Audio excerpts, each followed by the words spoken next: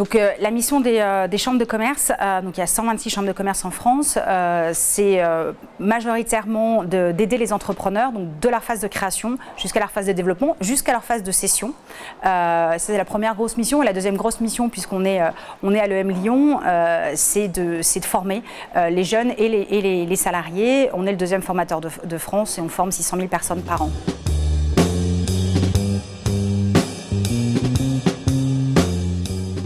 La crise, alors si on considère depuis 2008, n'a pas eu un impact trop important sur la reprise d'entreprise. Alors sur la création, pas du tout, puisqu'on n'a jamais autant de création d'entreprise.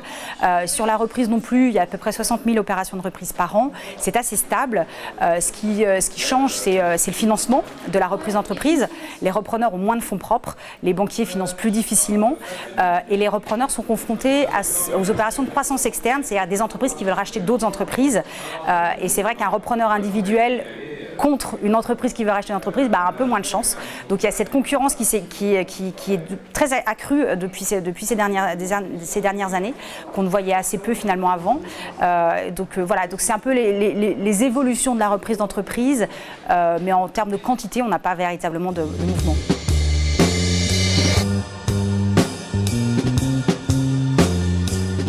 On s'est rendu compte, et c'est ce qu'ils nous disent, même si on les prépare très bien techniquement, mais on ne les avait pas aidés à devenir chefs d'entreprise.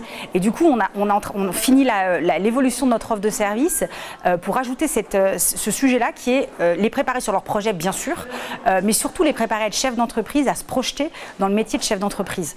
On a quand même 15% des défaillances en France qui sont dues au fait qu'ils ne s'étaient pas préparés et qui se rendent compte qu'en fait, être chef d'entreprise, ce n'est pas pour eux. Donc si on peut éviter ce pourcentage de défaillance, c'est aussi bien. Donc on a rajouté cette dimension et on est en train d'expérimenter et qui va être déployée à partir de 2013 dans toutes les chambres de commerce.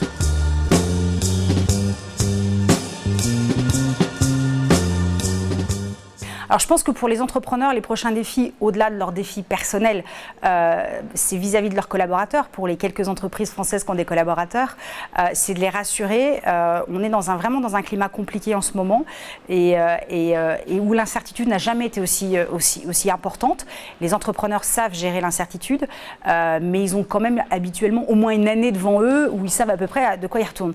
Là, ils sont dans une incertitude complète et nous, on voit sur le terrain qu'il y a un ras-le-bol des chefs d'entreprise réellement, qui doit forcément, et donc leur enjeu là c'est de ne pas le transférer sur leurs salariés, et c'est compliqué parce que le suicide chez les chefs d'entreprise ça existe, le mal-être des chefs d'entreprise ça existe, et ils doivent gérer leur stress et ne pas le transmettre. Je pense que ça va être vraiment l'enjeu, et le deuxième enjeu pour les chefs d'entreprise et pour les salariés, c'est ce qu'on appelle la formation tout au long de la vie. On a des salariés en France qui ne sont pas assez adaptables à toutes les situations et qui doivent véritablement se prendre en main, se former, parce que aujourd'hui on considère, alors les Américains considèrent qu'ils auront 20 métiers, qu'un salarié aura 20 métiers dans une vie.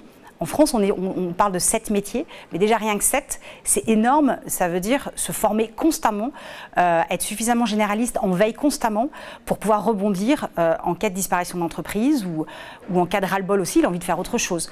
Et ça, c'est vrai que c'est une co-responsabilité des salariés, parce que les salariés ont un droit individuel à la formation en France, qui est un droit qui n'existe pas partout, donc ils doivent prendre ce droit et les entrepreneurs, enfin les patrons, doivent accepter de former leurs collaborateurs pour les laisser partir à un moment donné, bien évidemment, s'il y a besoin.